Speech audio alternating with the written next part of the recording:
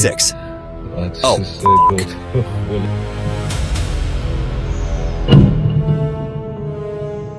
The second wave of fuel riot in Moscow began dramatically. Oh. Come on, fucker. I'll fucking hit you. I'm telling you, fucking hit you. Put it away, or I'll fucking hit you. The city's ring highways have turned into a vast parking lot of trucks and trailers, with lines snaking for kilometers between the hills. 190. We counted 192 cars. Nightmare. Before we go any further, a small reminder. Subscribing to our channel, liking the video, and turning on notifications directly helps independent analysis like this reach viewers like you. The fuel crisis that has gripped the entire country for months has finally struck. Right through the middle, the mega capital everyone assumed would always be the priority. Past midnight, drained tanks, abandoned cars, and fists flying at the pumps. An oil empire is running dry. In its own capital, in real time. Why is he filming? We're talking calmly. People are tense. So let us go straight to the street, into the line itself, because the real story is there, and it is turning into a revolt. The scenes are almost hard to believe. People say the wait at any given station reaches 24 hours. Some abandon their cars in the middle of the line and walk away once their tanks run completely dry. As one Muscovite put it, it's impossible to find gasoline in the city, and at many stations people are forced to leave their empty cars behind. The gas station is closed. There are a bunch of gas stations where people are already just abandoning their cars out of desperation. And nerves are stretched so thin in these lines that outright fights break out at the pumps. And this is not unique to a single city. In Volgograd, one driver bitterly mocks it as the gasoline battle of Stalingrad. Stations impose limits, lines stretch for kilometers, and drivers spend the night camped out in their vehicles waiting for fuel. In Yaroslavl, lines for gasoline formed for kilometers right after Ukraine's successful strikes. Some film this grotesque scene laughing, as if it were a victory parade, because they have no other way to cope. There is a tragic side to this too. In Moscow, a woman cries in front of the camera.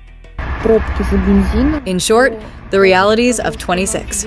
I'm sitting here crying in a traffic jam for gas. Another family sets out for their home outside the city for the weekend, but nearly all of the 4 or 5 stations they pass are empty.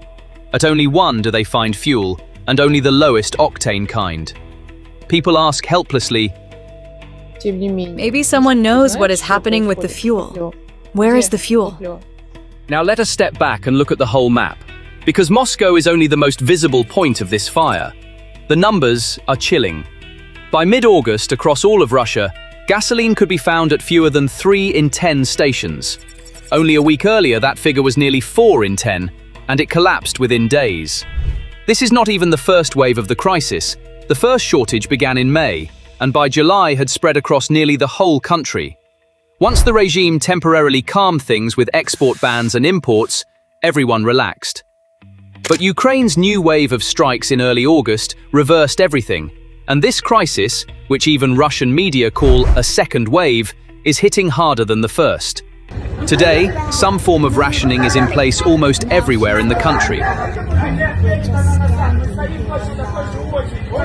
In some places, a 30-litre cap per vehicle, in others coupons, QR codes, even a designated day in line based on whether a plate is odd or even.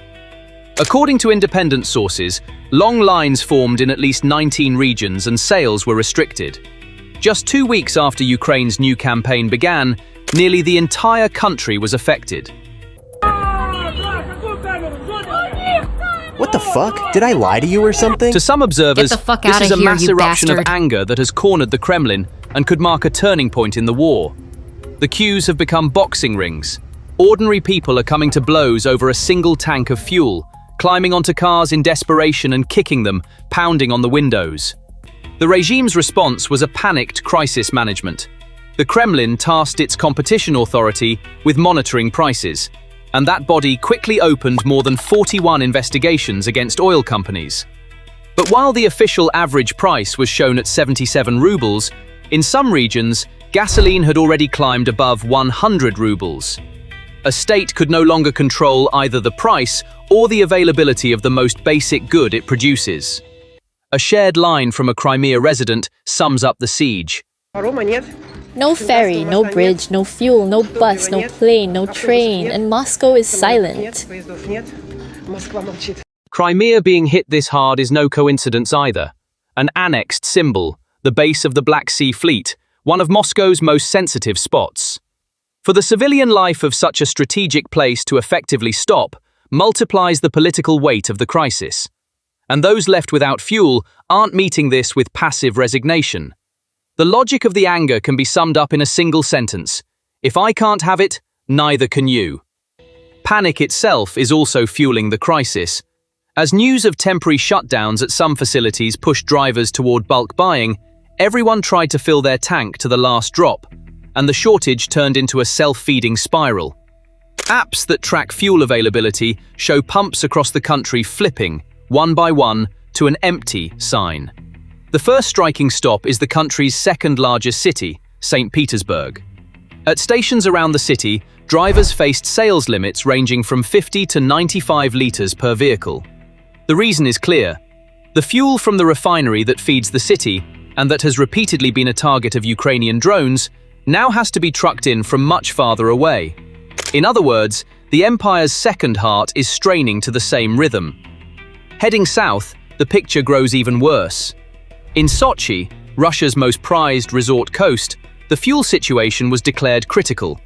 Lines stretched up to 12 hours, and authorities urged both residents and tourists to avoid using private cars. That coastline once presented as the showcase of victory, Sochi, Adler, Gelendzhik, Anapa, Rostov, is now known for the lines circling empty pumps.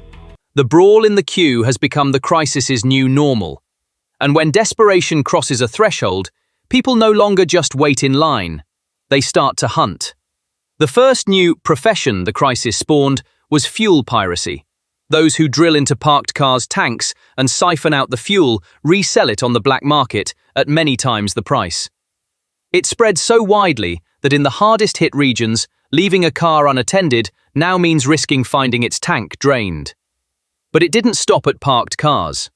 The hopelessness of finding fuel drove drivers straight after the source. The moment some spot a fuel tanker, they latch on and follow it all the way to the station. And this fuel hunt has grown steadily more aggressive. When following isn't enough, footage on social media claims desperate crowds are stopping trucks on the road and hijacking them. At the far extreme is an almost unthinkable scene. But what you just saw is only the street-level face of a collapse. Because it's no longer just about fighting.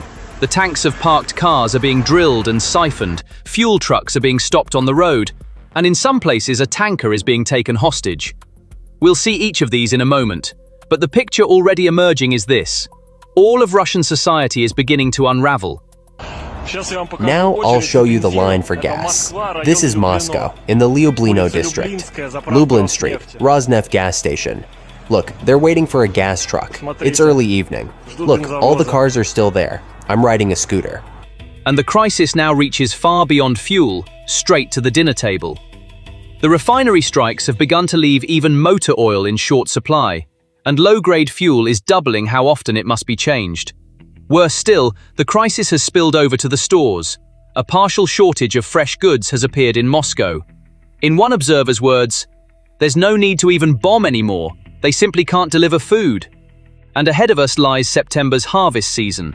Farmers who cannot fill their tractors and combines are already delaying the work, which brings a food crisis to the door.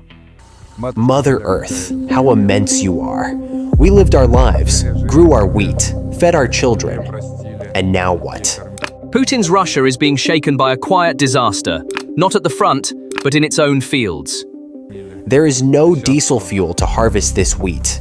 You might as well grab sickles and go out like in the old days. But for bombs and rockets, we have everything. The country that is the world's largest wheat exporter is the stage this summer for an unthinkable sight.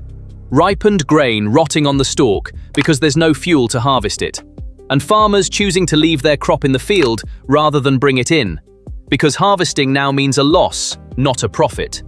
And crushed beneath this disaster, millions of rural Russians are turning their backs on the regime for the first time. For Russia's more than 35 million rural people, farming isn't just a livelihood, it's a way of life. But today, from occupied Crimea to the boundless plains of Siberia, farmers across every corner of the country are rising in anger. And the conservative, state-loyal farmer of the provinces, for years the regime's most faithful base, is now openly questioning the government's policies. The farmers' desperation shows nakedly in the footage spreading across social media. Some look into the camera and shout, "There's money for bombs, but no fuel for us." Some wait in line at gas stations for days. Some pour out the grain they raised with their own sweat, because they can't even cover the cost of harvesting it. This picture is far more dangerous for the Kremlin than an ordinary farming problem. What truly shakes a regime isn't a defeat at the front, but becoming unable to feed its people. And history knows painfully well what hunger means on this land. Russians are fools. They are fools, the biggest fools. To trade Soviet rule for democracy, for hooligans, now they're deprived of everything. So things are really bad, really bad. There are currently two different countries in Russia. One is the defense industry, churning out tanks and awash in money. The other is the civilian population, unable to get paid and struggling with hunger. It doesn't remove the smell. But what the f is this? I don't know. Or is it great? In one of Russia's wealthiest cities, people run toward a water tanker with empty buckets in their hands. And this image is the sign of a new age in Putin's Russia: water wars. In Tyumen, Siberia's oil capital, the taps reek of sewage. I took orange juice from Vkusnayetechka. I drank it and realized that something was wrong. Then I sniffed it and realized that there was this water inside. This water tastes terrible. I almost threw up. I'm just in shock. In occupied Crimea, millions of faucets have run dry.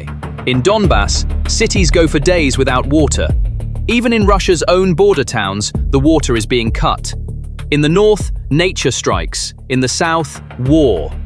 But on all four fronts, the same truth emerges. The Kremlin is losing control over the country's most basic resource: water.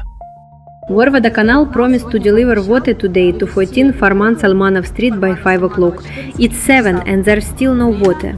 It's actually 19, 20. That's how it is. In the end, they never delivered the water. In this video, we will explain how those four fronts erupted at once and why the Kremlin can stop none of them. Before we begin, a quick request. Independent analyses like this get suppressed by the algorithm. Subscribing, liking, and leaving even a single word in the comments directly helps the video reach far more people. Now let's go to the first front, Siberia. The first front opened in Tyumen, Siberia's oil capital. Extraordinary rainfall since the start of July swelled the Tura River, which runs through the city, by more than 2.5 meters. According to Governor Alexander Moore, June alone brought the region 2.5 times its normal rainfall, and the river crossed the critical threshold of 850 centimeters to climb to 877. But the real disaster was growing invisibly inside the water. A massive buildup of organic matter collapsed the river's oxygen. Fish washed up on the banks, and when the city's Metalevsky station, which draws directly from the Tura, came into play, the taps began to reek of sewage and rotting fish. For more than 2 weeks, a city of 880,000 was condemned to water it could not drink, could not even wash with. In short, we bought a filter yesterday, and it's just for one shower. It doesn't remove the smell. But what the f is this? I don't know. Or is it great? Some residents described contracting skin and intestinal ailments after the water. Bottled water sold out in stores, and people lined up in front of tankers. What made this crisis truly striking was the state's conduct. While residents complained for weeks, officials and the regional Rospotrebnadzor insisted the water was safe, saying only that odor and taste exceeded the limits, as if water no one could drink could still be technically deemed drinkable. But when public anger pierced the official denial, the Federal Investigative Committee opened a criminal case. Committee Chairman Bastrykin demanded a report, and residents found their remedy in recording a direct video appeal to Putin. Finally, Governor Moore declared a state of emergency, with a 2-week delay. Yet Tyumen is no ordinary provincial town. It is one of the highest income regions, the place that pulls Russia's energy wealth out of the ground. That a summer rain could turn a whole city's water to poison is the work of the flood as much as of infrastructure neglected for decades. If the state's most basic service can collapse this easily, even in a city that produces the country's oil revenue, the problem lies far deeper than rainfall. And if in Tyumen the cause was nature, on the second front, the cause was the war itself. Roughly 90 years ago, in the early 1930s, the forced collectivization policies of the Soviet leader of the day, Stalin, led to a massive famine, the Holodomor, with the death toll reaching, by the highest estimates, up to 8 million. That catastrophe is the bloodiest proof of how a leader's political decisions can turn a country's agriculture into a graveyard. Today, Putin's war, by a different route, is casting the shadow of a similar catastrophe over this land once again. And this time, the blow lands directly on Russia's own fields. Arkady Zlochevsky, president of the Russian Grain Union, is warning of a real disaster looming over Russia. Exports have fallen by 2/3, there are no sales in the domestic market, and prices have collapsed. And the boundaries of this crisis don't end with Russia, because Russia and Ukraine together are two giants that supply nearly 30% of the world's wheat exports. A collapse in these two countries' fields directly threatens billions of people who make their bread from this wheat. From North Africa to the Middle East, from Asia to Africa. And it could light the fuse of a global famine wave. Now we'll walk step by step through how this revolt began, how the diesel crisis snapped the chain running from field to table, and how Putin's war has left Russia, Crimea first among them, facing the shadow of a famine. So what does the picture behind this revolt actually mean in numbers? According to independent analyses and the Russian Grain Union, 1 in every 5 farmers in the country is now on the brink of bankruptcy. The cause is an astonishing paradox. Because of record low domestic prices, dumping part of the harvest straight onto the field became more profitable than bringing it in. A ton of wheat has slid to as low as 11 or 12,000 rubles. Yet the cost of production, with fuel, fertilizer, and loan interest, has long passed that figure. One Russian producer sums up the deadlock in a single line in his video. If diesel hits 100 rubles, we won't even start the machines. Let the grain spill on the ground, we're fine with it. This isn't an ordinary complaint. It's a naked confession of how economic logic has turned agricultural production upside down. Moscow's mayor admits that drone strikes on the capital have multiplied several times over in recent months, and that roughly 2/3 of the drones launched at Russia are now aimed directly at Moscow. And trust on the street has already cracked. In a viral video filmed right in front of the main cathedral of the Russian armed forces, a man directly challenges the army. Iranian drones won't help you. Calibers and Grad won't help you. They'll run out. Your bullets will trample you. I'll be glad. And this is where the true tragedy of the mega capital doubles. The same city, at the same time, cannot find the gasoline to fill its tank, and spends its nights under drones falling from the sky. The capital that lived for years far from the war, in a safe bubble, now feels that war both at the pump and on its own roof. Even in the South's favored cities like Yalta, water coming for only a few hours a day has demolished the peninsula's paradise image. Residents throw away their food, lose their jobs, try to stay afloat on generators. In some villages, without even a deep well, finding fresh water is nearly impossible. Water is hauled to Jankoy and its surroundings from other regions. First through the spontaneous effort of volunteers, then through an aid campaign organized on social media, with citizens filling the void left by the state. Yet Crimea's drama is only the most visible corner of this map. The same chain of thirst runs, far longer and far more quietly, in occupied Donbass. The map of the water crisis does not end with Tyumen and Crimea. In occupied Donbass, millions of people wrestle with a far longer and far quieter thirst. According to a late July report by the Ukrainian partisan network Atesh, occupied Melitopol had been entirely without water for more than 8 days, while in Donetsk, water was given only on a schedule, for a few hours every 3 days. The mechanism here is fed from the same route as in Crimea. Ukraine's strikes on energy infrastructure and the aging grid cause power cuts, and powerless pumps stop the water. But in Donbass, the problem is compounded by years of war destruction. Pipes, treatment plants, and supply lines have been damaged repeatedly in the fighting since 2014, and repairs have never been fully done. In cities like Donetsk and Makiivka, the water from the tap is often rusty and non-potable, while drinking water is sourced from tankers and distribution points. In the Luhansk region, more than 20 settlements were left without water at once in early July. Local sources described it directly as a water collapse. For the people in these regions, thirst is not a new event, but has become a chronic way of life. The bucket and the jerry can have become permanent kitchen fixtures. The occupation administrations here too portray the situation as temporary, calling it repair work. But water arriving once every 3 days is the clearest sign of a collapse that has become permanent. While the crisis in Tyumen lasted 2 weeks and made headlines, in Donbass, the same thirst has gone on for months without reaching anyone's screen. And this chain is not confined to the occupied territories. In Russia's own border cities too, water is being cut in the shadow of the same war. The spiral of thirst reaches into Russia's border cities with Ukraine too, and there water becomes a target the war strikes directly. Belgorod is the Russian city under the most pressure since the start of the war. In early July, a strike on a gas turbine plant left the city without both power and water at once. The governor repeatedly called on authorities to act, but infrastructure failures piled up as the strikes intensified. On July 21st, drones hitting a dam in the region caused damage and a risk of flooding. Here, water turned into a two-way problem, both outage and flood threat. In the Rostov region, nature and war worsened the picture together. When a severe storm at the end of July cut power in more than 15 cities and districts, water supply was disrupted too.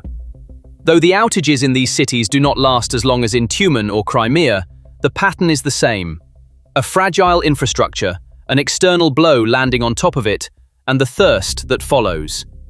The difference is that the visibility of the crisis here is controlled far more tightly by the Kremlin. Outages in border regions are mostly brushed off as a temporary technical problem, out of concern for morale. But a drone falling on a dam in Belgorod triggers the same chain as a drone falling on a transformer in Crimea. The water of modern life depends on electricity, and electricity is now defenseless. If Russia cannot secure the water even of its own border cities, this is another proof of how deep the war has seeped into the rear. This is what a Valberis pickup point looks like, which should be open full-time. According to Valberis, the goods have been out for 2 weeks. For the armor of social silence he spent long years carefully building in Russia is facing this summer perhaps its most serious test. With Ukraine's asymmetric strikes and the heavy weight of the war, as the economic and psychological wound the country has taken deepens by the day, millions of ordinary Russian citizens are now openly criticizing Putin's regime on social media. Some go even further, telling Putin to flee to his friends in North Korea or Afghanistan. F*** off to your f***ing partners in Afghanistan or North Korea. Our warehouses are burning, oil depots and other f***ing shit. Everything is burning and blowing up, for f***'s sake. Play up the arse with them. And this is not just the cry of a few angry voices. Today in Russia, people look into their cameras and openly defy the government, the army, even Putin himself. Now we'll walk step by step through how this wave of revolt grew and why the regime's most loyal patriots are switching sides. For years in Russia, even the smallest criticism of the regime took real courage. People spoke in whispers in their kitchens, wary of uttering a single word in public. But now, that wall of fear is cracking. There's a striking example of how far this defiance has gone. A Russian looks into his camera and addresses the ruling gang of murderers directly. He says they've destroyed the country and advises them to flee, while there's still time, to their friends in North Korea or Afghanistan. So, a citizen is openly telling his own head of state to leave the country, and on camera, without hiding his face. And this courage is no longer limited to a single person. The anger surfaces even in Russia's most unexpected places. So much so that one man, in the very heart of Moscow, right in front of the Russian Armed Forces main cathedral, defied the army directly. In the video that went viral, he says, Iranian drones won't help you. Calibers and Grad won't help you. They will run out. Your bullets will trample you. I'll be glad. To shout, "You will be crushed," at the army, in front of one of Russia's most sacred military symbols. This was unthinkable just a few years ago. These scenes are the most vivid proof that an order built on fear has begun to unravel. To grasp how extraordinary these images are, you have to remember what kind of place Russia is. This is a country where discrediting the army is punished with prison, where opposition leaders are either in exile or behind bars. In such a place, a person telling the head of state to flee is not ordinary anger. It's a sign that the threshold of fear has been crossed. And this picture stirs a very dangerous echo in the collective memory of the Russian people. The reason is that Russia, twice in its history, lived through similar moments when the people turned their backs on the regime. In 1917, in the Bolshevik Revolution that toppled the Tsarist Empire, and in 1991, in the collapse of the Soviet Union. Both times, what truly brought the empire down was not an enemy from outside, but the combination of an endless war, an economic collapse, and the accumulated anger of the people. And this historical parallel is not just a coincidence. In 1917 too, while Russian soldiers died senselessly at the front, the people left behind waited in bread lines, just as today they wait in fuel and water lines. Back then too, right before the empire fell, no one could see how close the collapse really was. And today, that memory is being reawakened. People remember what similar conditions led to in the past, and perhaps that's exactly why they dare even to tell Putin to flee. So where does this courage, this anger, actually draw its strength from? The answer lies in the fact that the war has now entered the ordinary Russian's home directly. For after striking energy infrastructure and refineries for months, Ukraine has now turned to a far more insidious target: the ordinary Russian's daily life. And the most striking example is the attacks on Russia's largest online shopping giant, Wildberries. The numbers lay bare the true scale of the damage. Across the country, the company has only 26 mega logistics facilities larger than 15,000 square meters, and 16 of them, roughly 62%, were knocked out in just 2 weeks. And these were no ordinary warehouses. They were the backbone managing the bulk of the company's nationwide cargo flow. So, why does this matter so much? For Wildberries is like Russia's Amazon, a vast platform with around 48,000 employees, hundreds of thousands of sellers, where millions of ordinary Russians shop every day. Hitting it is not like hitting a tank at the front. It touches the ordinary Russian's wallet, kitchen, and daily life directly. And the human face of this blow shows in the cry of small merchants. In occupied Crimea, the owner of a delivery point summed up his despair after a 14-day logistics halt. "They just abandoned us." Entrepreneurs in Sevastopol and across the peninsula are sounding the alarm. Shelves have emptied, returned goods gather dust on the floor, daily turnover has gone negative.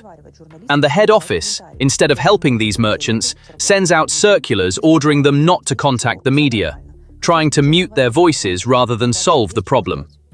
What's more, just before the attacks, the company had declared the drone strikes a case of force majeure, erasing its obligation to compensate sellers for burned goods. The result? Thousands of small sellers whose goods turned to ash were left with nothing, not a single kopeck, and prices began to climb across the whole country.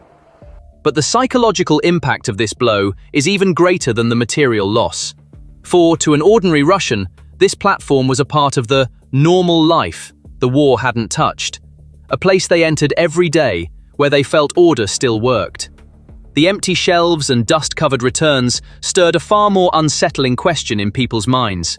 If the war can reach even here, what else is left that feels safe? And that very question began to rob the peace of millions who had ignored the war for years. And this blow is not limited to a single company. For the paralysis of a country's largest logistics network spreads through the whole economy like dominoes. Undelivered orders, bankrupt small sellers, warehouse workers losing their jobs, shrinking product variety on the shelves. Goods that once arrived at the door with a few clicks now come either too late or not at all.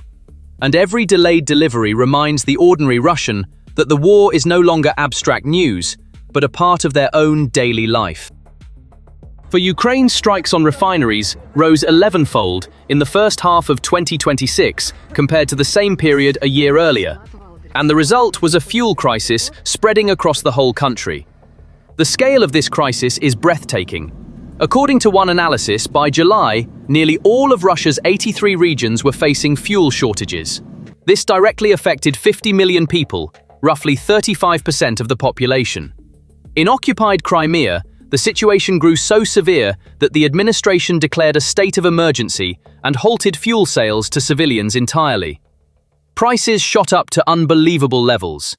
In Crimea's Sevastopol, a litre of gasoline passed $2.50, while it sold above $5 on the black market. In Russia's Far East, in a region where the average monthly wage is $1,200, a litre reached almost $4. As refinery output sank to its lowest since 2005, Russia, one of the world's largest oil exporters, was forced to import gasoline by sea. But what truly matters is the anger this shortage created. For fuel lines are now turning into points of revolt. In Kuban, gas stations began refusing to sell fuel to drivers coming from Crimea. Angry people who waited 4 days in line as the peninsula ran dry staged protests. Clashes and tensions were recorded in many regions. Cossacks began standing guard at some stations, and the most desperate Russians chased after fuel trucks to find gasoline. The significance of this picture doesn't end at a few lines.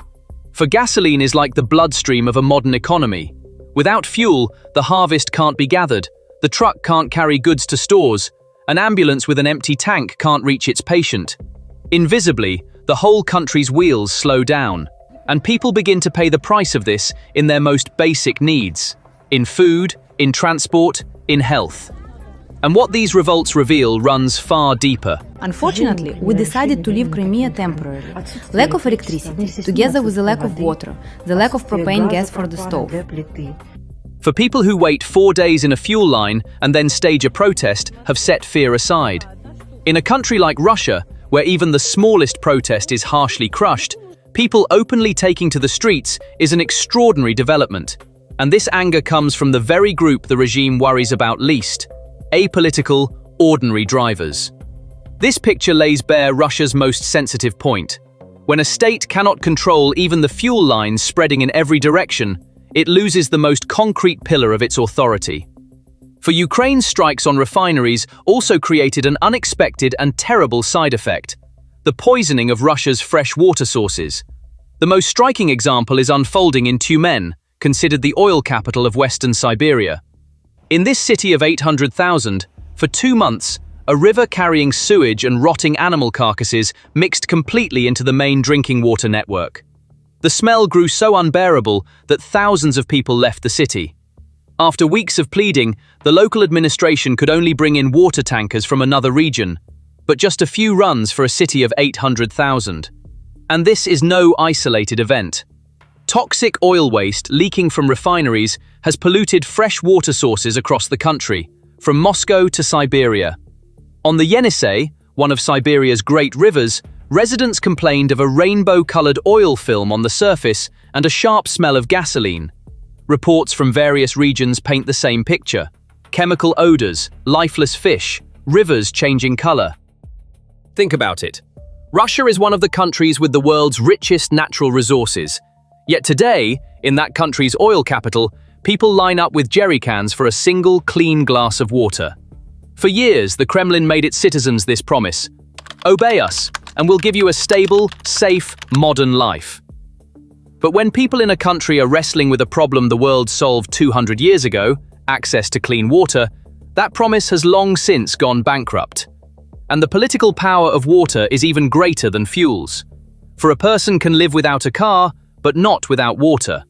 A state's inability to provide even clean drinking water to its citizens is its authority hitting rock bottom. And that is why, for a family whose tap runs with poisoned water, being anti-Kremlin is no longer a political choice, but the natural result of a survival instinct. And precisely for that reason, the water crisis fills even ordinary people with a silent anger toward the regime.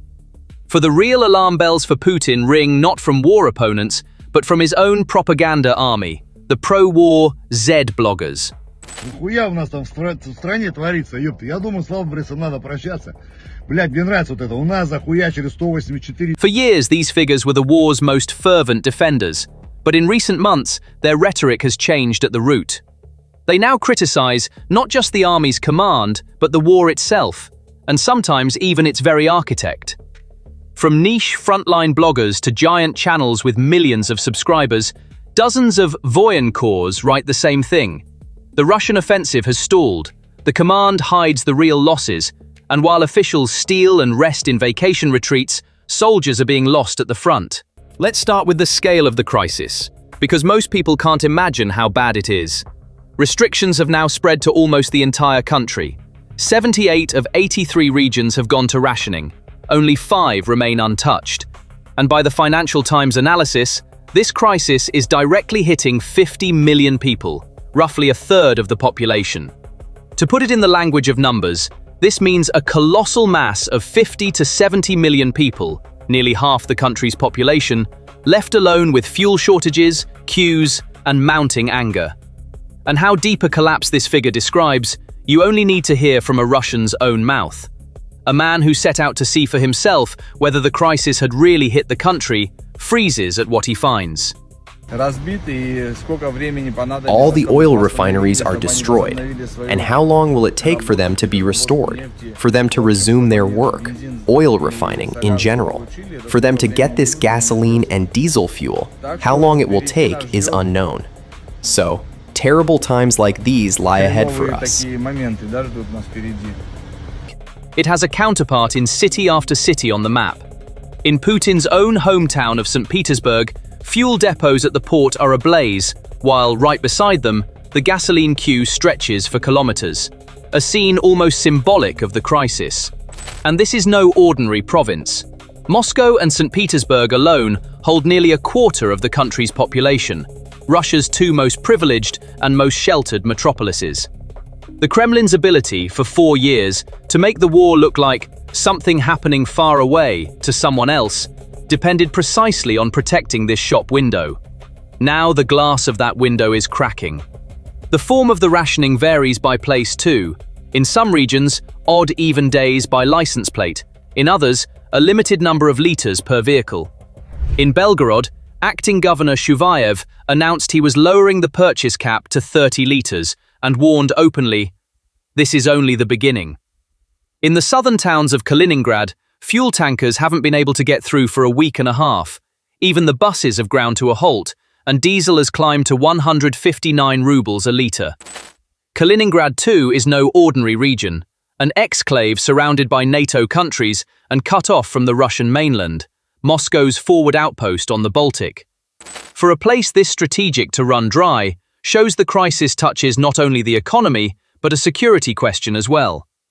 Analyst McGlynn's line sums up the picture. For 4 years, Russians in big cities could treat this war as something that happens to someone else. The gasoline queue ended that.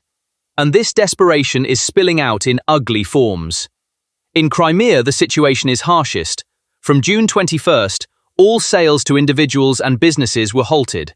According to regional leader Aksionov, fuel was reserved only for state services that keep the republic running and secure. In practice, this means gasoline is cut off from civilians and reserved for the army, the municipality, and those close to power. On June 26th, a state of emergency was declared, coupons were suspended, the tourist season was pushed to September, and a 100-litre per vehicle limit was imposed on crossing the Kerch Bridge. A shared line from a Crimea resident sums up the siege. No ferry, no bridge, no fuel, no bus, no plane, no train, and Moscow is silent. Crimea being hit this hard is no coincidence either. An annexed symbol, the base of the Black Sea Fleet, one of Moscow's most sensitive spots. For the civilian life of such a strategic place to effectively stop multiplies the political weight of the crisis. And those left without fuel aren't meeting this with passive resignation. The logic of the anger can be summed up in a single sentence. If I can't have it, neither can you. This desperation is fraying people's nerves too. In Stavropol, a driver whose tank has run completely dry screams, driven half mad, I'm running on fumes just to find this damn gasoline. And the fighting isn't aimed only upward at the elites. It's aimed at the person waiting right alongside them. Footage of drivers slashing tires, smashing windows, and going at each other in the queues is growing more frequent. The anger looks for an outlet and most often finds the nearest human being. And this isn't an isolated outburst, but a pattern. According to RFE/RL, videos showing fights breaking out in hours-long queues are being shared one after another on social media. Different cities, the same scene. Even after weeks pass, the picture doesn't change. The brawl in the queue has become the crisis's new normal. And when desperation crosses a threshold, people no longer just wait in line. They start to hunt. The first new profession the crisis spawned was fuel piracy. Those who drill into parked cars' tanks and siphon out the fuel resell it on the black market at many times the price. It spread so widely that in the hardest-hit regions, leaving a car unattended now means risking finding its tank drained. But it didn't stop at parked cars. The hopelessness of finding fuel drove drivers straight after the source. The moment some spot a fuel tanker, they latch on and follow it all the way to the station. And this fuel hunt has grown steadily more aggressive. When following isn't enough, footage on social media claims desperate crowds are stopping trucks on the road and hijacking them. At the far extreme is an almost unthinkable scene. Drivers in Novorossiysk, unable to fill their tanks for a week, effectively took a fuel tanker hostage. A city taking a fuel truck hostage reads less like a crime report now than a bulletin of collapse. Even the queue itself has turned into a marketplace for fraud. In reported cases, some pose as police officers to jump the line, while others sell their spot in the queue for money. According to relayed accounts, all of this has spread across at least 80 regions of Russia and Crimea, and these scenes share a single meaning. Scarcity is draining not only tanks, but the unwritten rules that hold people together. When a society begins to see its neighbor's tank as prey, what's unraveling is no longer merely the fuel supply. Another response to the crisis is perhaps the most Russian of all. Those sitting on the sidelines realize that someone else's trouble is an opportunity for them. According to NPR and AP, some speculators in Crimea are selling fuel at twice the market price. The methods are simple. Some siphon gasoline from the car of a person who waited for hours to fill up, then sell it on the black market, at a markup, to someone with no intention of waiting. Just as in any business, here too people chase efficiency. One person's hours-long ordeal is reduced to a few minutes profit opportunity for another. There are more advanced versions too.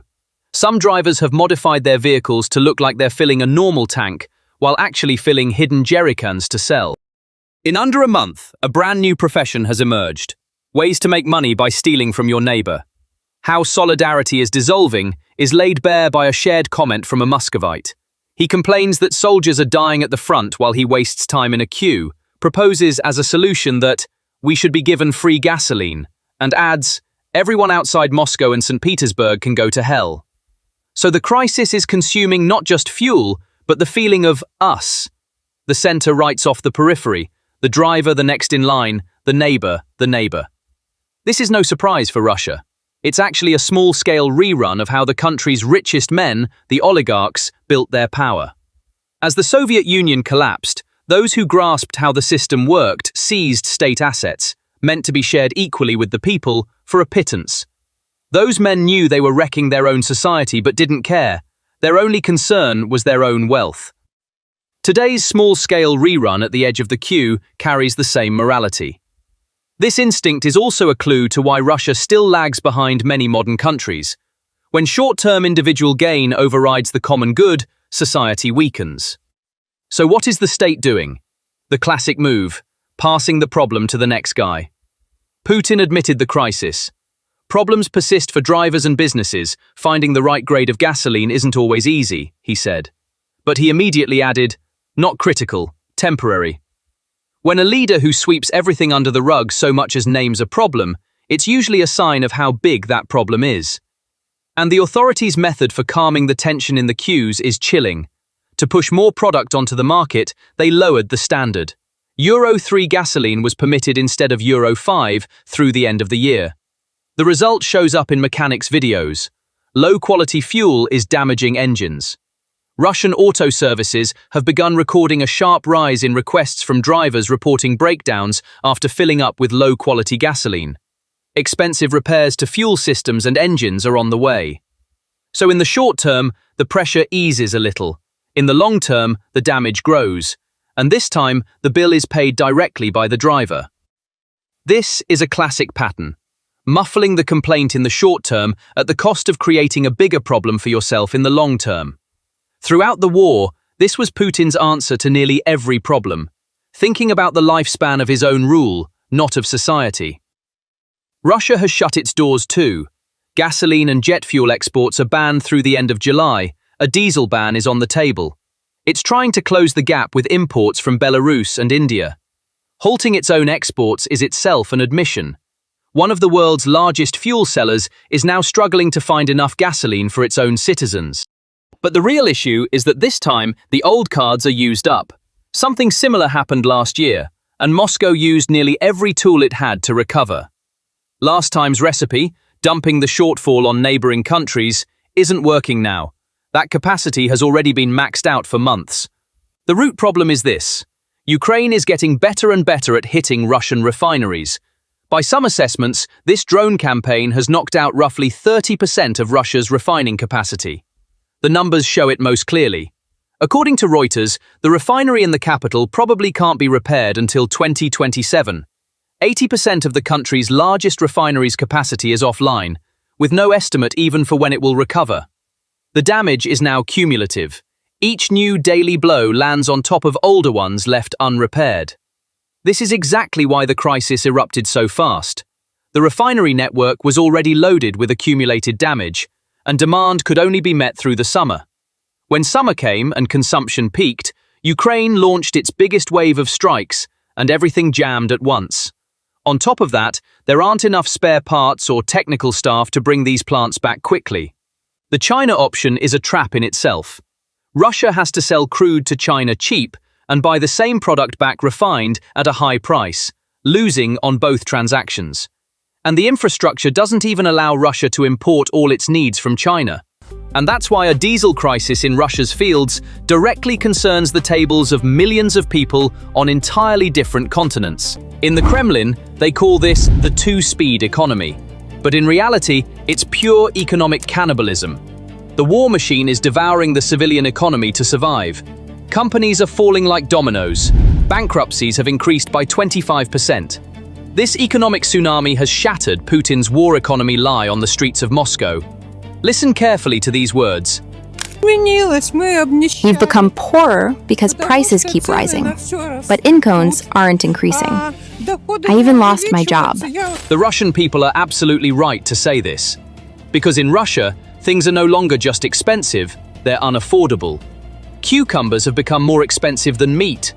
The darkest days of the Soviet Union have returned. Now, even a single slice of bread is sold at discounted prices in markets, like a luxury consumer product. Even food, the most basic right to life, has become a luxury for Russians. Housing has turned into a complete nightmare. Today, the average rent paid by a Russian family is equivalent to nearly half of the household income. 33,829. How is this even possible? Is it legal? These living conditions are destroying not only Russians' wallets, but also their hopes for the future. Russians no longer want to defend their country, they want to flee it. 1.2 million young and talented people have left the country. Factories can't find workers to operate, companies can't find customers to spend money. The state's budget deficit is about to triple. And do you know what the Kremlin's solution is? A terrifying new concept entering the literature: tactical poverty. In other words, for the state to survive, you have to die. This crisis spread like a wave of physical destruction to the remotest corners of Russia, creating a domino effect. This ripple effect is turning Russia's geographical size from an advantage into an unmanageable logistical nightmare. When we shift the map eastward to Russia's frozen hell, Chukotka, the gravity of the situation hits us in the face. Here, people stand in line for hours in -30-degree weather, not for a luxury electronic device, but just to get a bag of potatoes or onions. Because food deliveries are no longer scheduled, but depend entirely on chance. The logistics chain is broken. This misery has turned into infrastructure chaos, not only in the Far East, but also in Russia's modern and supposedly wealthy cities. In a developed industrial city like Kazan, people are freezing in their homes. But the real tragedy lies in the price they pay while freezing. Monthly heating bills for ordinary apartments have increased by 300%. In other words, Russian citizens are financing every missile fired at Ukraine by freezing in their homes and paying their salaries back to the state. Although salaries appear to have increased on paper, these increases only apply to the lucky few working in the defense industry. Teachers, doctors, service sector workers and retirees are becoming poorer every day in the face of real inflation exceeding 22%. Unemployment figures, meanwhile, are a complete illusion. Although official data shows historically low levels of 2.3%, this figure represents not the strength of the economy, but the disappearance of the workforce. The Putin administration is trying to close this gap by importing workers from countries such as India and Sri Lanka. However, these efforts are like trying to empty the ocean with a cup. The labor shortage is expected to reach 11 million by 2030. This means the Russian industry will effectively come to a standstill. So why has this budget hole grown so large? This is where Ukraine's asymmetric warfare strategy comes into play.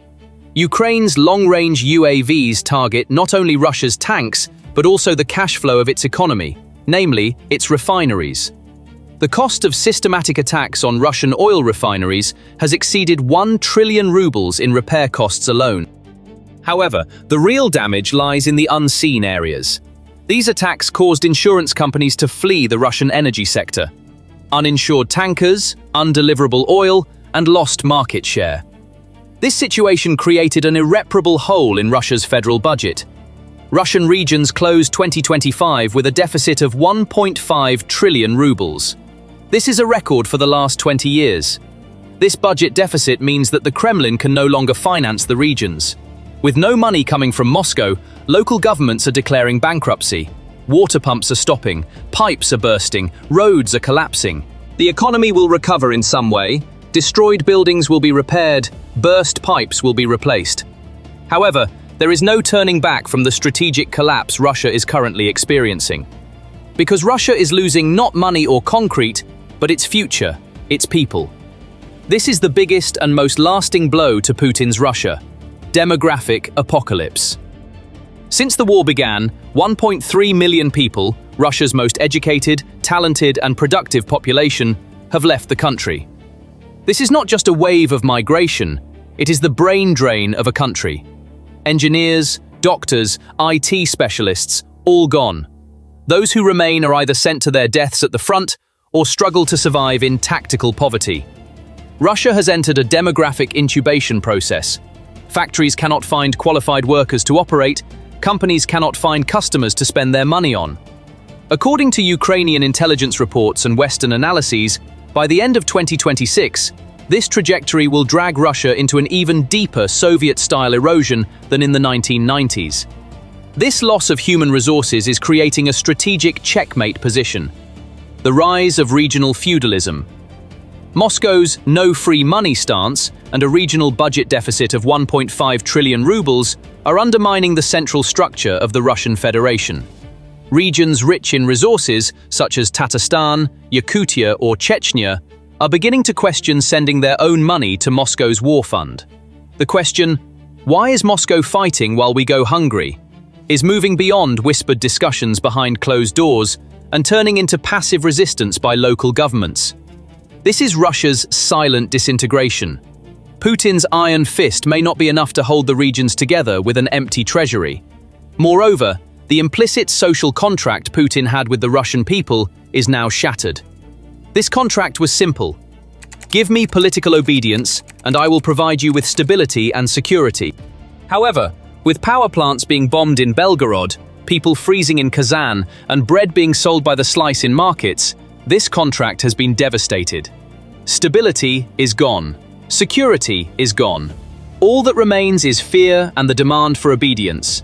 But regimes that demand obedience without offering anything in return have always met the same fate throughout history: internal collapse. The Kremlin is currently like an Ouroboros snake, feeding on its own tail. They are trying to keep the war economy alive by killing the civilian economy. But there is one thing they have forgotten. When the civilian economy dies, there will be no taxpayers left to finance the war economy. This collapse has an expiration date, and that date is frighteningly close. The critical threshold indicated by economists and intelligence reports, October 2026. Russia's National Wealth Fund, its rainy day fund, is expected to be completely depleted by this date, given the current rate of spending and the decline in oil revenues. The fund is rapidly dwindling. Its liquid portion, that is, the portion that can be converted into cash immediately, has fallen below critical levels. When this reserve, used to pay the $1.2 trillion war bill, runs out, Putin will have neither cash nor promises left to offer his people. When the money runs out, so does loyalty. This is precisely where the oligarchs come in. The party is over for the Kremlin's loyal wallets, who collected their dividends and remained silent during the early years of the war. Вообще похеру. Вы не на того напали. Рассказывать мне, блядь, описывать. Russia's elites have begun turning on Putin, admitting out loud that the war is lost. And the whispers in the Kremlin's corridors are now giving way to open betrayal against him. While what this war has brought Moscow shakes the deepest foundations of Russian society from within. On July 2nd, State Duma Committee Chair Nina Ostanina accused Putin's government, in remarks posted to Telegram, of hiding the truth from the public. In a dictatorship where opposition is silenced instantly and a single voice is the law, a figure from the highest level of parliament standing up and accusing her own cabinet of lying is no ordinary political criticism. In the order Putin built, this amounts to betrayal. It is an open flag of mutiny from elites who have begun abandoning a sinking ship. Ostanina compressed the abyss the regime is sliding toward into one lethal sentence. The country could be left without bread. Under sanctions, that is the equivalent of death. There is a single word in Russian history that has toppled empires, brought down crowns, and put czars in front of firing squads: bread. The Bolshevik Revolution of 1917 didn't begin with grand political manifestos. It began with the cries of the hungry, furious working class standing in bread queues on the streets of Petrograd. Today, a full 107 years later, the footsteps of that same nightmare echo through the cold, gilded corridors of the Kremlin. The war has stopped being an abstract red arrow on a map.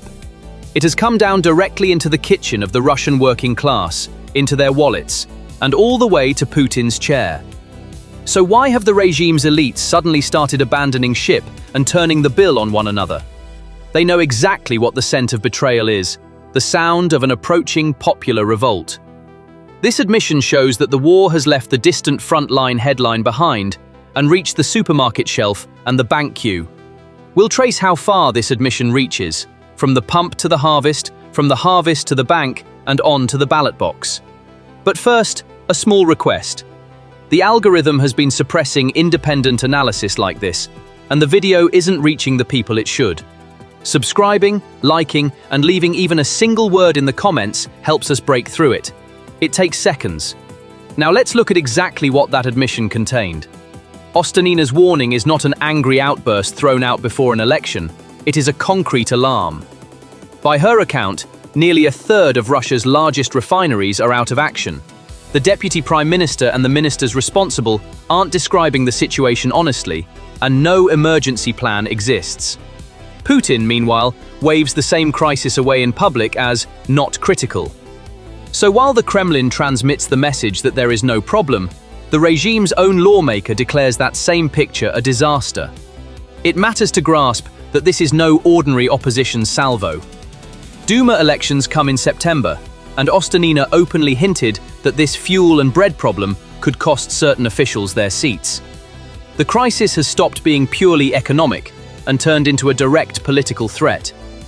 What we're seeing is anger that has been building for months finally surfacing. Russian lawmakers are wrestling with the complaints coming out of their districts: expensive bread, empty filling stations, late wages. In a single-voiced system like Russia's, this is a turning point. A committee chair is openly accusing the government of concealing the truth. The crack is deep. and the pressure is far greater than assumed. In short, the one uttering the word defeat is no longer an enemy. It is the system's own voice. Ostanina isn't the only one raising it. Even the man at the very top of the Duma, Speaker Vyacheslav Volodin, stepped in with a public appeal. If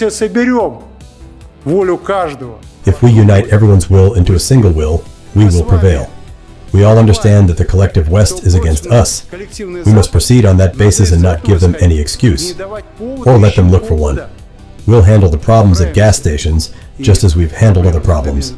They wanted to bring down our financial system. They failed. He went further still, boasting that the West tried to bring down both the financial system and the economy and failed. Reality says the opposite. In the very days those words were spoken, refineries were falling offline one by one, petrol was being rationed, and the banks were being quietly dragged toward a devastating threshold. So the boast that they couldn't break us hangs in the air in the shadow of the very breakdown it denies. The answer lies in the harvest fields. July is the very heart of Russia's harvest. This year, though, farmers can't find diesel, and the price of fuel has doubled. With no diesel to run the tractor, the grain stays in the field, and even once it's cut, moving it to the mill takes a truck, which takes fuel again. Fuel sits in every link of the chain. Robert Brovdy, commander of Ukraine's unmanned systems forces, better known as Magyar, sums the picture up in one line. The harvest across southern Russia is being crushed under a severe fuel crisis, and the rising price of diesel has made even hauling the grain uneconomical. Scarcity travels fast from there down to the dinner table. By independent accounts, the 2026 harvest is already 1 to 2 weeks behind. Food producers are warning retailers about delivery delays. Hauliers raised freight rates by at least 10% from July 1st, and every marked-up truck eventually lands on the shelf price. And once the price of bread starts moving in a country, the matter stops being economic and becomes social, which is precisely why the Kremlin is treading so carefully. This is exactly the domino Ostanina meant when she said, death. The quietest front of this economic siege opens not in the street, but at the very heart of the financial system, since the admission didn't come from the Duma alone. The same fear was voiced by the head of Russia's largest bank. Here the story moves from the stomach to the wallet. Sberbank CEO German Gref said on state television on June 30th that there is no one left in this country whose greatest wish isn't for the war to end as soon as possible. The American press ran it under the headline that Putin's top banker is begging for the war to end. Sberbank's chief didn't stop there. Calling the central bank's rate policy all but irrational, he said the economy has been overcooled and could even contract in 2026. That warning, though, is only the first signal of a far darker picture. Even Kremlin-linked economists now speak of a banking crisis threshold that has been crossed. By CMASF, that threshold is defined two ways: problem assets exceeding 10% or a mass flight of deposits. Yet by the end of 2025, 11% of corporate loans, a sum topping 10 trillion rubles, were already problematic, and among small firms, the share climbed to 19%. Households are in the same swamp. Non-performing personal debt has passed $30 billion. The Institute, which for now rates the odds of a crisis as moderate, points to autumn 2026 as the genuinely dangerous window. And the institution saying all this is no bystander. Sberbank is the backbone of Russian finance and one of the banks closest to the state. Its chief calling for an end to the war on state television shows, all by itself, how far the unease inside the regime now runs. Sberbank also recently cut its corporate lending outlook. As bad debts pile up, the bank is turning cautious about issuing new credit, which means a fresh, vicious circle. Tighter credit strained companies generate more bad debt, and that makes the bank warier still. From a distance, all these numbers can look like a problem for bankers and bureaucrats alone. The real question is this: what does this picture amount to in an ordinary Russian's life? By analysts' reading, the most striking place to look is the budget. Russia borrowed hundreds of billions of dollars at crushing rates to finance the war. Today, servicing the interest alone costs more than the country's entire health budget. and runs to nearly 1.5 times what it spends on education. Put differently, every interest payment now competes directly with a hospital, a school, a pension. Faced with that choice, the Kremlin always picks the same side: the front, not the people.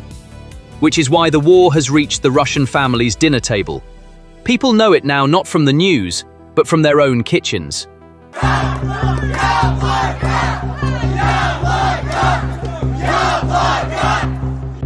Russian youth are protesting against Putin's rule. Putin's decision to ban the last anti-war party from the election has sparked mass protests among Russian youth. On August 10, 2026, in the heart of Moscow, hundreds of young people gathered in front of the Supreme Court building, chanting a single word: shame! They hold apples, the symbol of their party, in their hands and write 2 words on the ground with chalk: peace and freedom. The security forces standing opposite them are demanding that they disperse. An officer speaking to the camera warns, "You have 2 or 3 minutes. If you don't disperse, there won't be anyone left at the military recruitment office to take you." But the young people refuse to back down.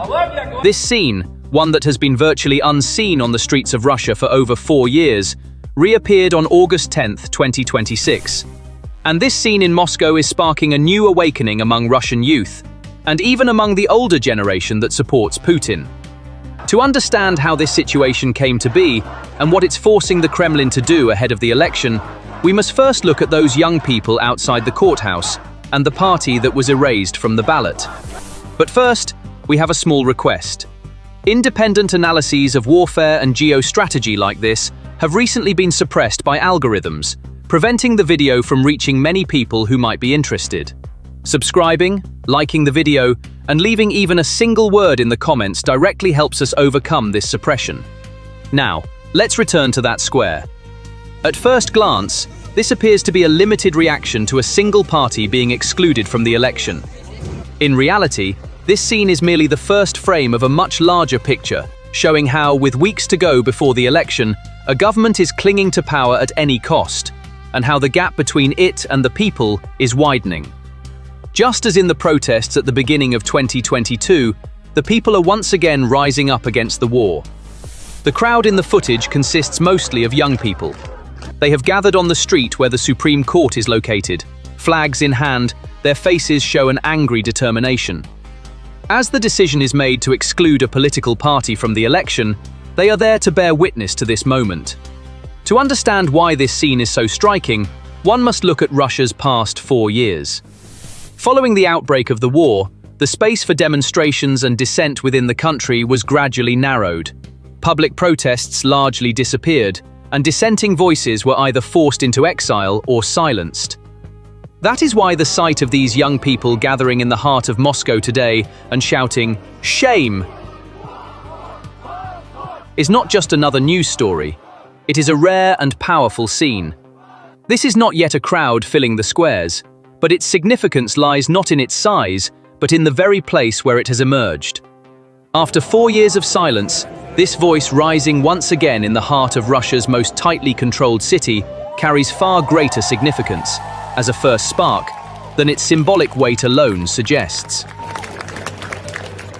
For in a society where fear has reigned for 4 years, the fact that a few hundred people are openly protesting in front of cameras signals the presence of a much larger segment of the population silently thinking the same thing, like just the tip of an iceberg visible above the water. And for a regime, the real danger lies precisely in this invisible part. After all, the 100 people visible on the street could be a harbinger of the thousands at home who harbor the same anger but have not yet taken to the streets. Comparing this scene to the past makes its significance even clearer. Such large and open protests were last seen in early 2022, during the wave of protests in the first days of the war. That wave was also quickly suppressed. In 2025, a symbolic protest by a group of young people in St. Petersburg made headlines, but it too fizzled out quickly. The biggest difference between today's scene and previous ones is the context in which it has emerged.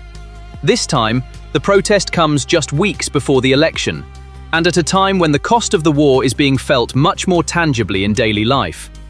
And it is important to emphasize this difference. The first protests in 2022 erupted at a time when the war felt abstract and distant, and they fizzled out quickly. Today, however, the cost of the war is far more personal, and suppressing anger that has become personal is much harder than suppressing abstract anger. The direct cause of these protests was a decision unprecedented in Russian politics. On August 10, 2026, the Russian Supreme Court barred the liberal Yabloko party from participating in the State Duma elections in September. Yabloko was the only registered party in the country that openly opposed the war and called for peace. Its slogan was, "For peace and freedom, for a life without fear." A few details explain why this decision is so significant. Yabloko was a long-standing party that had participated in every federal parliamentary election since 1993 and had never before been barred from an election. This means it is the first time a registered political party in Russia has been removed from a federal ballot. This unprecedented nature elevates the decision beyond a routine electoral regulation. While opposition candidates have been eliminated individually in the past, the complete removal of a registered party marks a new threshold. The decision came after a lawsuit filed by Rodina, a small nationalist and Kremlin-aligned party, was accepted. Presenting both the allegations in the case and the opposing side's response provides a balanced picture. Rodina's allegations included copyright infringement in campaign materials, the receipt of undeclared funds from abroad, and signs of extremism. According to a statement by the Russian Financial Oversight Agency, the foreign-sourced funds in question amounted to a relatively small sum, 16,900 rubles, received through third parties. Yabloko leader Nikolai Rybakov, however, denied the allegations, characterized the lawsuit as an unconstitutional attack on freedom of speech, and stated that the party would not abandon its anti-war stance. There is one detail that shows the process itself is controversial. According to some reports, while the state prosecutor supported the case based on allegations of intellectual property and financial monitoring, he did not endorse the most serious charge, extremism, deeming it insufficiently substantiated. It was also reported that a search of the party's premises took place in parallel with the court proceedings, that those gathered were dispersed, and that they were given only a short amount of time before being ordered to disperse. These details reinforce the impression that the decision was implemented not merely as a legal proceeding, but also as a show of force. The resulting picture is clear. An administration seeking to enter the election with a clean slate has shut down the last legal channel through which wartime policies could be questioned. According to critics, the Kremlin tolerates opposition parties only to the extent that it can control the outcome, and the appearance of hundreds of people in court made the situation too risky for this administration. Yabloko's vote share appeared low in independent polls, but the issue was never about the number of seats. What was at stake was the closure of the last legal channel through which questions about the war could be raised, and how this closure pushed public anger from official politics onto the streets. The reason this protest isn't confined to the streets is social media. Despite a strict censorship environment, anti-Putin videos shared by Russians are spreading rapidly online. A single protest clip can reach a much wider audience in a short time. In some of this content, ordinary people look directly into the camera and address the government. This is a complete reversal of the behavior that has been the norm for the past 4 years.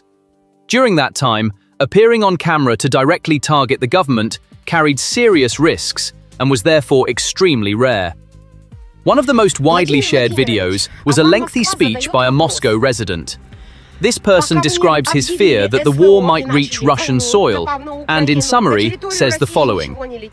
This desperation is fraying people's nerves too. In Stavropol, a driver whose tank has run completely dry screams, driven half mad, "I'm running on fumes just to find this damn gasoline." And the fighting isn't aimed only upward at the elites. It's aimed at the person waiting right alongside them. Footage of drivers slashing tires, smashing windows, and going at each other in the queues is growing more frequent. The anger looks for an outlet and most often finds the nearest human being. And this isn't an isolated outburst, but a pattern. According to RFE/RL, videos showing fights breaking out in hours-long queues are being shared one after another on social media. Different cities, the same scene. Even after weeks pass, the picture doesn't change. More and more Russians are beginning to take what they believe they're owed by force, both from those who govern them and from each other, because there's no other way to get it. And this anger isn't in one city, it's erupting everywhere. Different cities, the same scene, fights in the queue, shoving and scuffling, right in the middle of a state narrative that keeps insisting everything is under control. Where this anger could lead is written in Russia's own history. Because in 1917, what tore the Russian people away from the regime wasn't only military defeat at the front. Hunger, a transport crisis, misrule, and the collapse of faith in state authority all converged at the same point. Today, technology makes that same process visible far faster. And when people are cornered into a place where they can only get what they need by force, this usually doesn't slow down. Absent a major state intervention, it only accelerates. The scale of this crisis is nothing to dismiss either.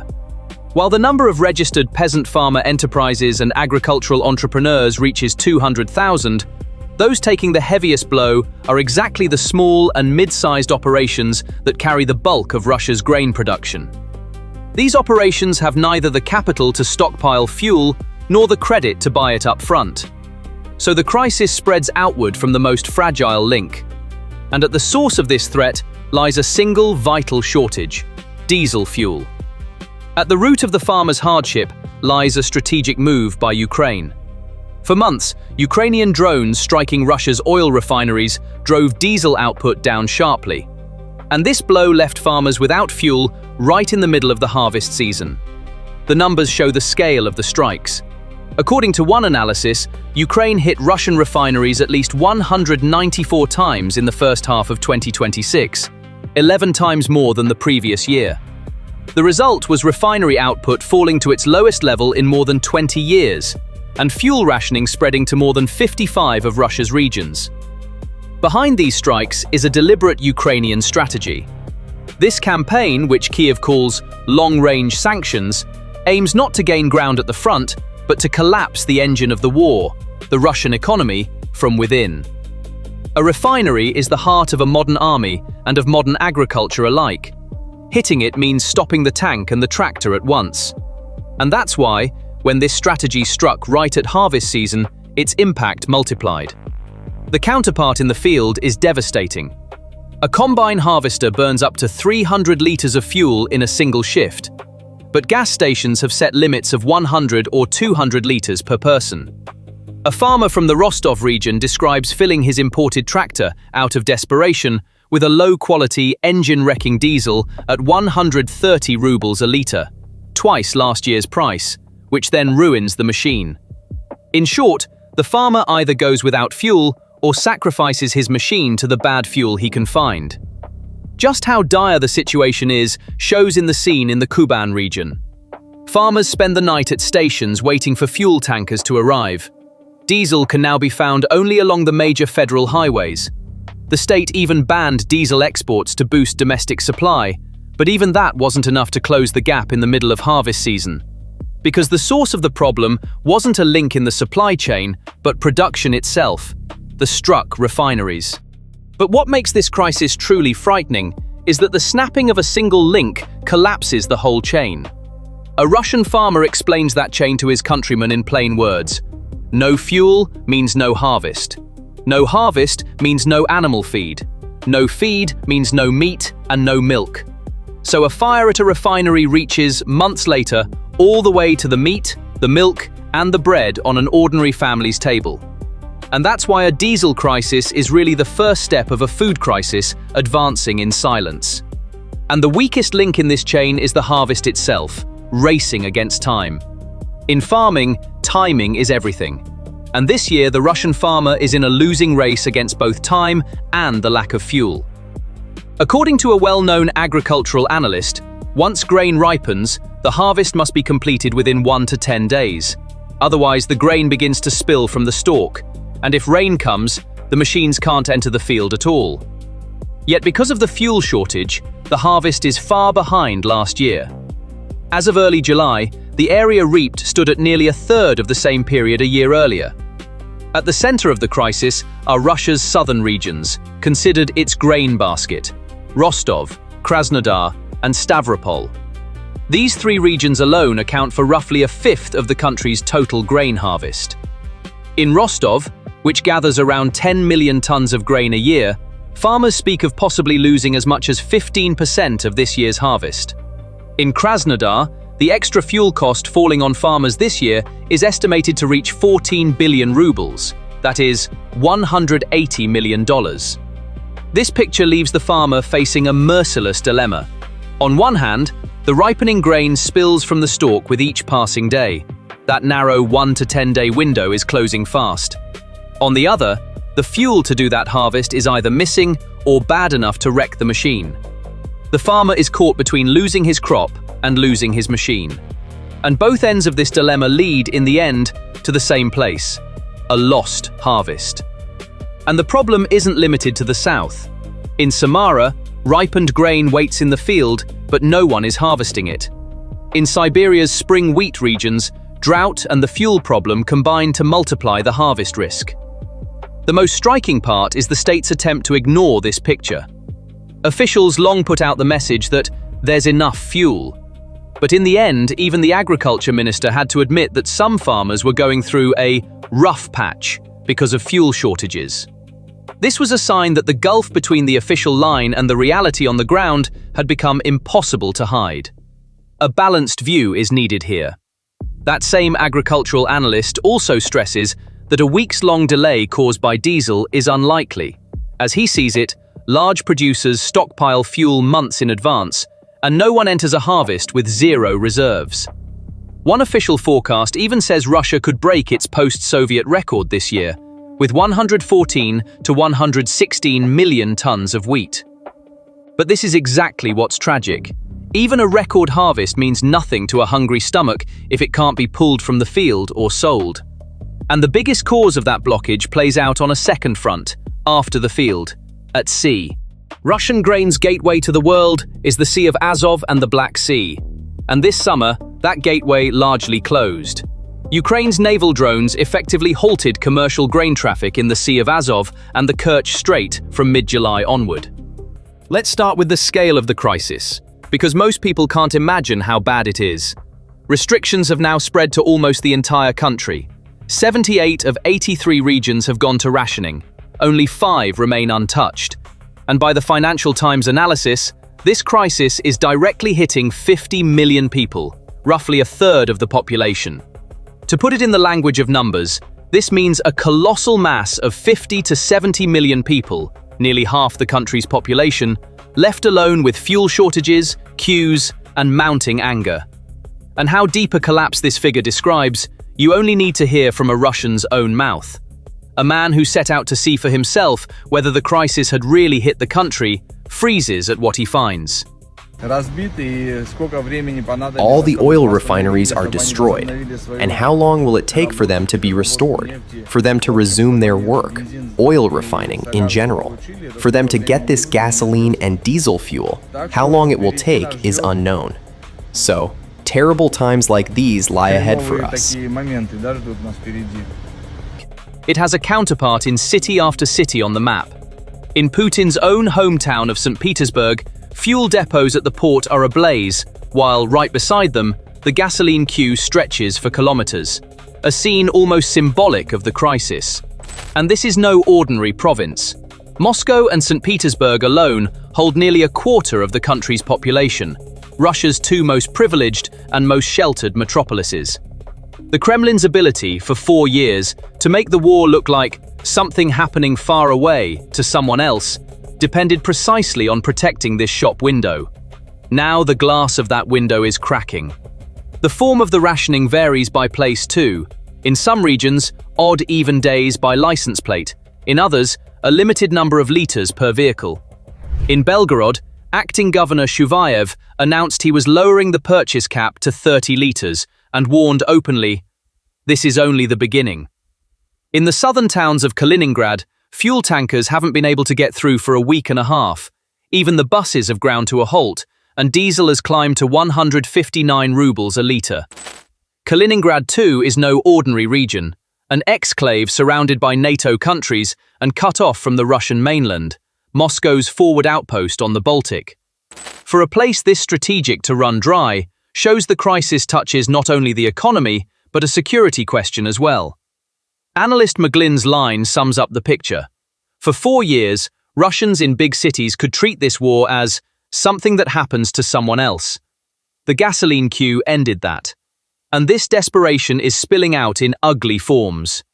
In Crimea, the situation is harshest. From June 21st, all sales to individuals and businesses were halted.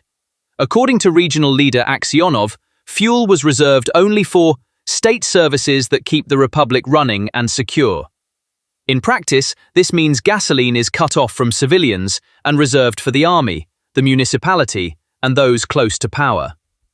On June 26th, a state of emergency was declared, coupons were suspended, the tourist season was pushed to September, and a 100-litre per vehicle limit was imposed on crossing the Kerch Bridge.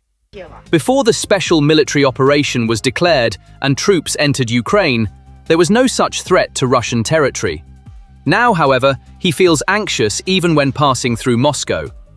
In the same speech, phrases such as "Moscow stands for peace" and "we want to live in peace" stand out. What's striking about this kind of appeal is its tone. It's not an angry slogan, but a plea laced with fear and helplessness. The message revolves less around ideological opposition and more around the threat to everyday life. In other words, it is not abstract politics that is driving people to action, but personal security concerns. This is also the main transformative factor behind this wave. The fact that war is no longer an abstract concept. What was once viewed as an operation far away beyond the border is now felt much more closely through the security concerns caused by long-range attacks, the economic downturn, and the costs in daily life. And this questioning is no longer limited to the usual opposition. Even some who once supported the regime are beginning to say, "What a huge mistake we made." This is the deepest crack for any regime. For while the anger of the opposition can be managed, the wavering of one's own supporters is an entirely different danger. The real threat these videos pose to the regime is precisely that they breach the wall of censorship. Even the strictest controls cannot stop a video, filmed on a phone and reaching thousands within seconds, from spreading. And every share fuels both the courage and the groundwork for the next act of defiance. In a society that has been silenced for 4 years, this kind of content acts as a spark. These clips, which may seem insignificant individually, collectively form a trend indicating that the threshold of fear is beginning to erode. And this is what a regime fears most: the normalization of dissent, that is, people beginning to speak out without fear. The real issue underlying these protests is far greater than any single political party. It is this: the greatest resource Putin needs to continue the war is precisely this young crowd pouring into the streets. And that resource is increasingly turning its back on the government. To understand this, one must look at the toll the war has taken on Russia. According to estimates from Ukrainian and Western sources, Russia is suffering very heavy losses in the war. These estimates put the total losses since 2022 in the millions, and those in the first half of 2026 alone in the hundreds of thousands. The Russian side does not confirm these figures. However, the common thread in independent assessments is clear. The rate of casualties far exceeds the influx of volunteer soldiers. In other words, the front constantly demands new personnel, and these people must come from somewhere. And these people are no longer coming forward as volunteers so easily.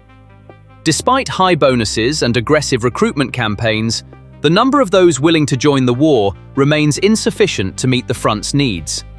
This is the war's quietest yet most decisive front, the manpower front. And on this front, Russia is losing ground a little more each passing month. It is precisely at this point that youth takes center stage in the equation. According to independent assessments, Russia is finding it increasingly difficult to recruit contract soldiers.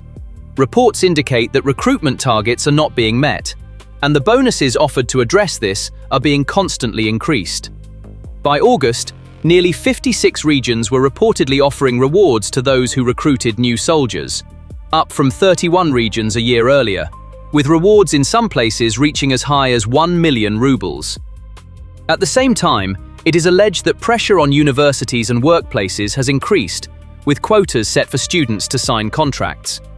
The fact that a government is resorting to such aggressive methods to enlist its young population is the clearest sign that volunteerism has largely dried up. If young people in a society cannot be persuaded to go to war even for money, it is not volunteerism but desperation that is at play. And there is a world of difference between the morale of an army assembled out of desperation and that of an army fighting with conviction. And in the background, preparations for a much larger move are being discussed. According to assessments by Ukrainian intelligence and some Western analysts, Russia may be preparing for a covert wave of mobilization this fall. Some estimates put the number in the range of 500,000 to 800,000. According to these assessments, such a move will likely be postponed until after the September elections. After all, an unpopular move could impose a direct cost on the government ahead of the vote. Analysts suggest that this time, the mobilization may proceed much more quietly, not through a single major televised decree as in 2022, but through parallel mechanisms such as electronic summonses, phased reserve calls, and workplace pressure. Russian officials deny such a plan and claim there are enough volunteers. But in the past, the possibility of a mobilization was first denied and then announced shortly afterward. Now overlay these two scenarios. On one hand, a war machine that constantly needs new recruits but struggles to find volunteers. On the other, the very young people targeted for this war taking to the streets and starting to say, "Enough." The police's direct reference to the military recruitment office to the protesters is precisely where these two scenarios intersect. For young people, this is no longer an abstract threat. It's the real possibility of being sent to the front lines without proper training, or, as the saying goes, to be cannon fodder. And when a person loses faith in a war where the price is their own life, it becomes increasingly difficult to force them into that war. This is the fundamental contradiction facing the Putin regime. The very segment of the population that is beginning to turn its back on the regime is the one that provides the resource it needs most to continue the war. And while this contradiction may seem manageable until the election, it could turn into a real breaking point the moment mobilization is put on the table. After all, even the partial mobilization in 2022 triggered an unprecedented wave of exodus. Hundreds of thousands of people fled the country, and protests erupted. Now, in a climate where the war is felt much more acutely and anger has long been building, it would not be surprising if a new wave of mobilization sparked an equal or even stronger backlash. This brings to mind the classic dilemma that has brought about the downfall of many empires throughout history. Attempting to continue a war while losing the support of the very people needed to sustain it. And Russia is entering this dilemma at the worst possible time. A period marked by mounting economic pressure, a drying up of volunteers, and a war that has reached the people's doorsteps.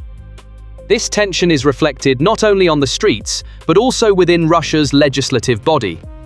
While open warnings about the economic cost of the war are being raised in the State Duma, the same assembly is also passing resolutions to purge anti-war parties.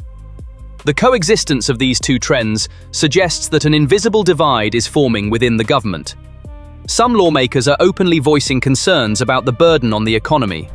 In one reported statement, a Duma member said they had repeatedly warned the administration about economic risks, and that unless urgent measures are taken, the country could face a severe social crisis this fall. A warning made with a reference to the turbulent days of 1917.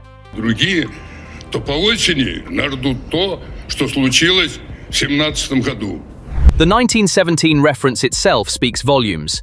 After all, it is one of the most powerful symbols in Russian political memory of an empire dissolving from within. The fact that such a metaphor came from the mouth of a Duma member indicates that behind the outward facade of "everything is fine," there is serious unease.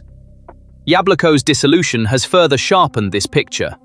As the space for legal opposition shrinks, the center of dissent is shifting from official politics to the streets and social media. And while it is easy for a government to eliminate the opposition from the institutional sphere, it may not be possible to silence the voices of the streets and the screen with the same ease. The wall that has held up Putin's regime for years is cracking. But this crack is coming not from an enemy's blow from outside, but from the very heart of the Kremlin. Russia's own ruling elite has begun quietly admitting the war can't be won, and this admission is increasingly turning into an open front against Putin. And this week in Russia, the sound of that crack was heard clearly for the first time. The Russian Duma, which for years hadn't said a single word against Putin, has begun turning directly against him and announcing from the podium to the entire Russian nation that the country will be dragged into catastrophe unless urgent measures are taken. These are no longer isolated events in Putin's regime. From within the military, admissions of a weak president are rising. The elites are moving their fortunes abroad, and even the regime's most loyal names are raising their voices for the first time.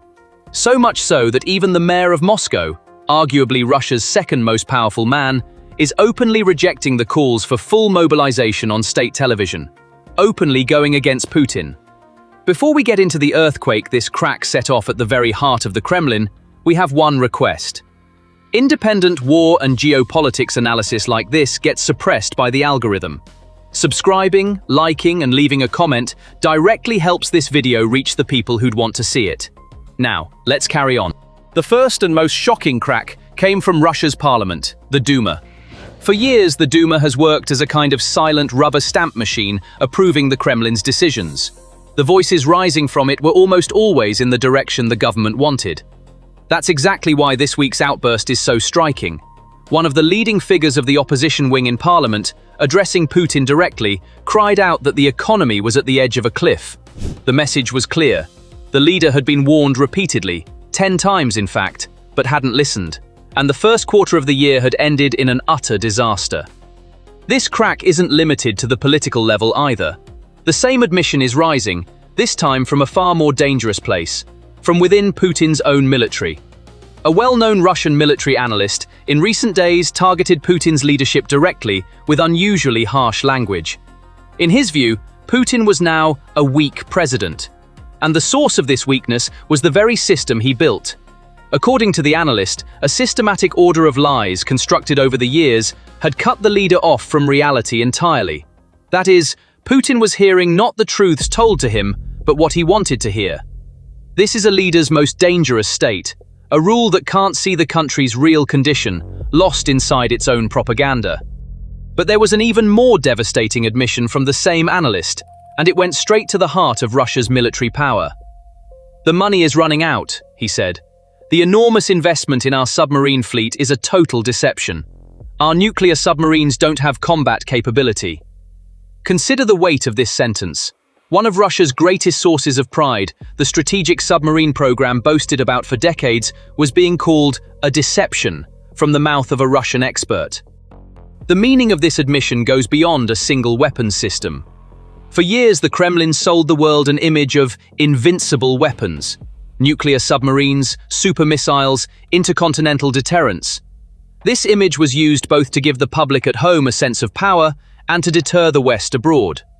But now, one of those who best knows the reality behind this image is saying that Showcase is largely empty.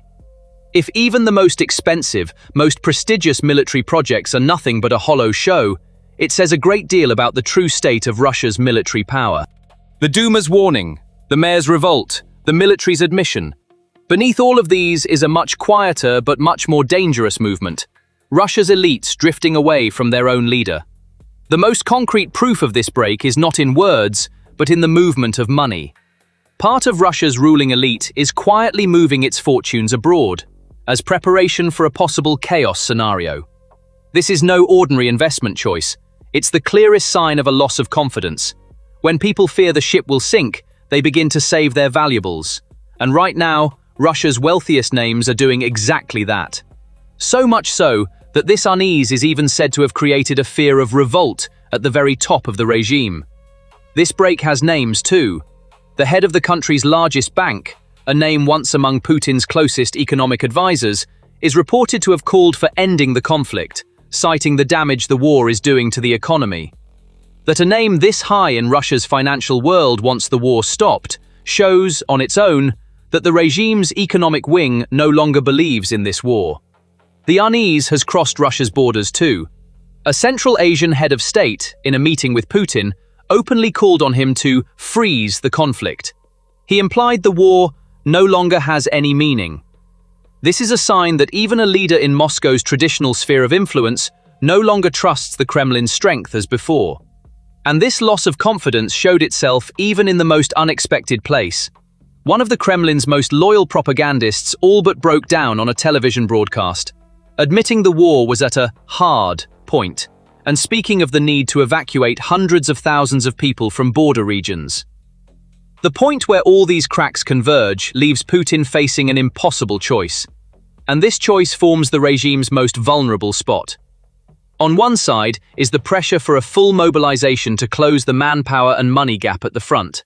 The pro-war wing in the Duma wants the economy directed entirely toward the war. On the other is the wing the mayor of Moscow represents, which says this would collapse the country. Putin is caught between these two sides. If he deepens mobilization, he destroys the civilian economy and the comfort of his own base, and takes on the risk of a social explosion. If he doesn't, the meltdown at the front continues. Both paths shake the ground beneath the... Off to your fucking partners in Afghanistan or North Korea. He is facing big problems, and there is no hope that President Trump would help him. Putin today faces the most uncontrollable problem of his 25-year career. The Russian people have given up on him. Addressing you Kremlin wankers, we are absolutely sick of you terrorizing Ukrainians and Russians. And the state the country has reached over the past 5 years is turning them against Putin's regime. Now we come to the most critical dimension. What does all of this mean for the grip on power held by Putin and the Kremlin's elites? First, the regime's reflex: denial. Officials do not even formally acknowledge a new crisis. On state television they say, everything is perfect with the fuel, and Putin believes the refinery strikes have caused no serious consequences.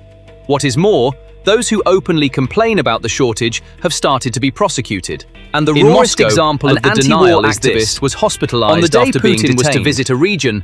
The price at its stations was suddenly cut by about 24 rubles and returned to its old level the moment he left. The stability on display is quite literally a stage set.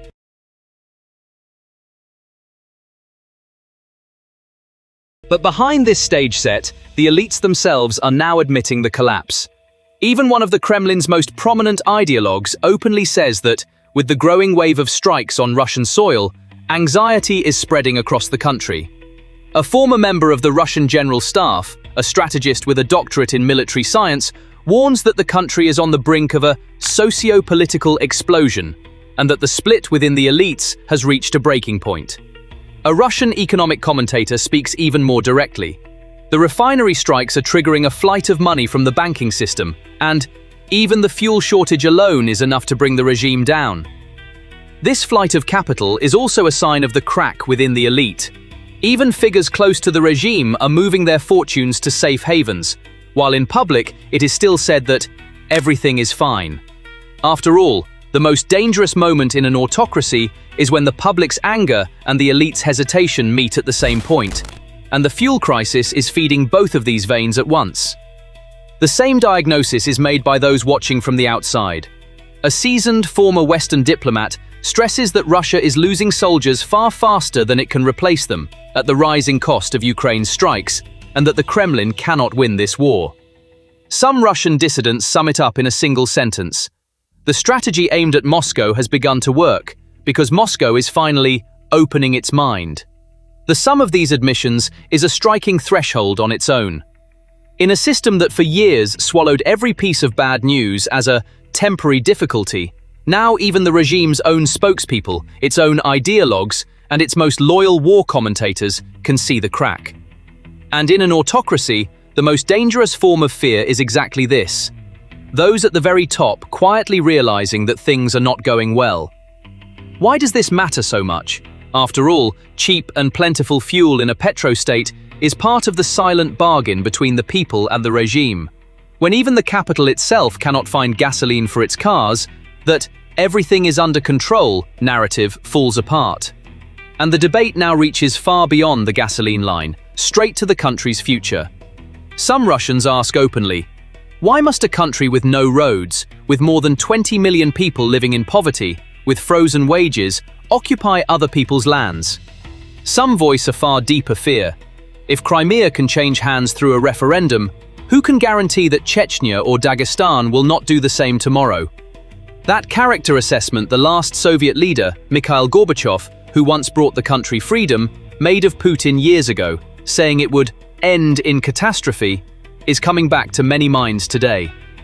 And this is where the Kremlin's true dead end lies. This war has become the regime's reason for being, so stopping is not easy. But as the war goes on, the refineries that produce the fuel keeping it alive burn one by one. On one side, the risk of leaving the front without fuel. On the other, the danger of losing the public and the elite at the same time. Both roads lead to the same place, the same reckoning.